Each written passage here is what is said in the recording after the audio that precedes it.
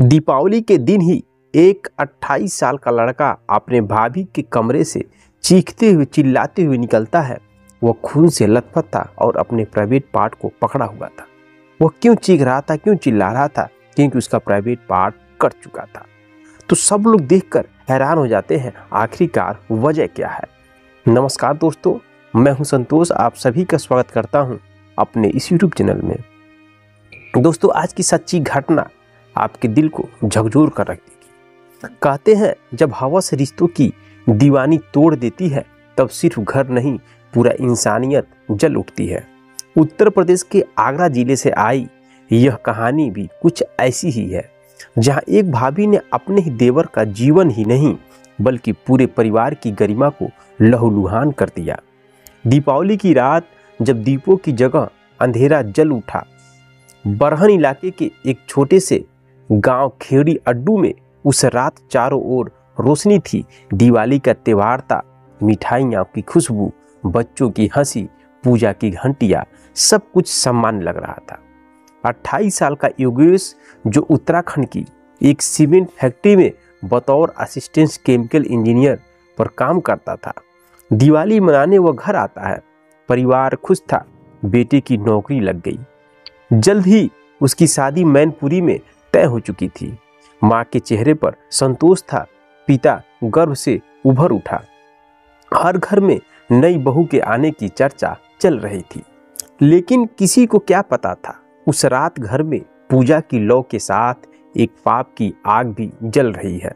रात के करीब 2 बजे थे। पूरा घर नींद में डूबा हुआ था। तभी योगेश की भाभी अर्चना ने उसे धीरे से अपने कमरे में बुलाया। कहा, जरा एक काम है, आ जाओ, बस 2 मिनट। भरोसा था, इसलिए योगेश चला गया और कुछ ही मिनटों में घर की नींद एक दिल दहला देने वाली चीख ने तोड़ दी। दरवाजे खुले, लोग दौड़े और सामने दृश्य देखकर सबके पैर तले जमीन खिसक गई। योगेश लहूलुहान हालत में बाहर भाग रहा था, दर्द से तड़पते हुए कांप रहा था। उसके हाथों में खून लगा था और शरीर पर जख्म के वह निशान जो किसी राक्षसी जुनून की कहानी कह रही थी। भाभी अर्चना ने उसका प्राइवेट पार्ट काट डाला था। गांव में अफरा तफरी मच गई। परिवार ने तुरंत पुलिस को बुलाया और योगेश को अस्पताल ले जाया गया। डॉक्टरों ने देखा मामला गंभीर है, तुरंत दिल्ली रेफर कर दिया। आंखों में आंसू, दिल में सदमा। माँ बार बार कह रही थी, हमने तो बहू बनाकर घर में लाया था, उसने मेरे बेटे को ही छीन लिया। पुलिस ने मौके से खून से सनी चादर, चाकू, टूटे हुए बर्तन बरामद किए।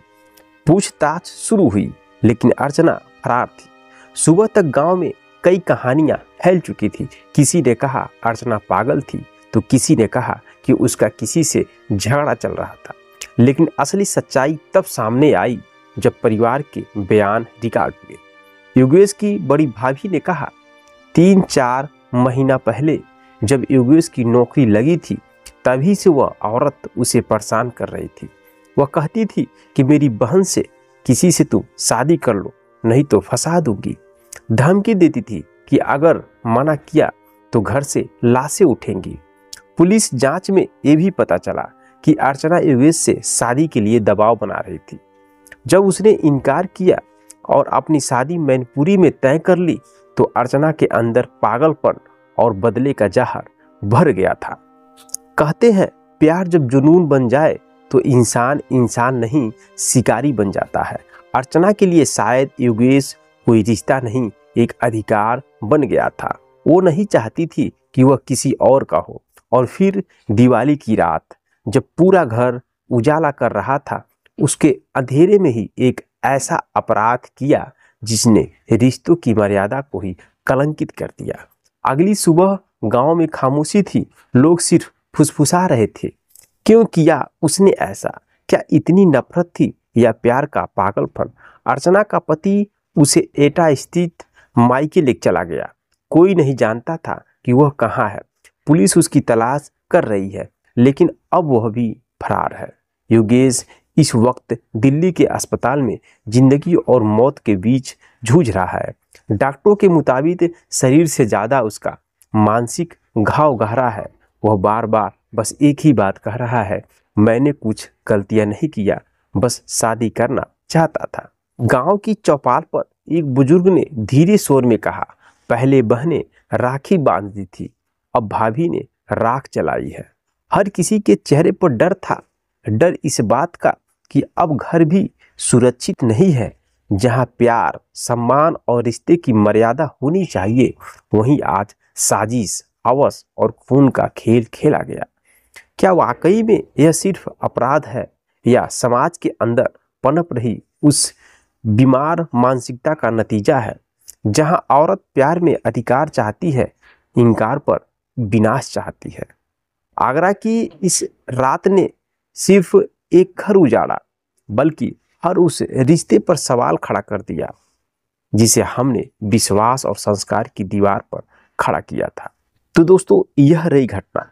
सोचिए उस परिवार में क्या बीत रहा होगा जिस दिन लोग नए नए कपड़े पहनते हैं और हंसी खुशी लोगों से गले मिलते हैं, दिवालियां मनाते हैं, और वह लड़का युगेश जो नौकरी करके अपने घर आया था दिवाली मनाने के लिए, और उसके साथ ऐसा भयानक घटना घट जाता है।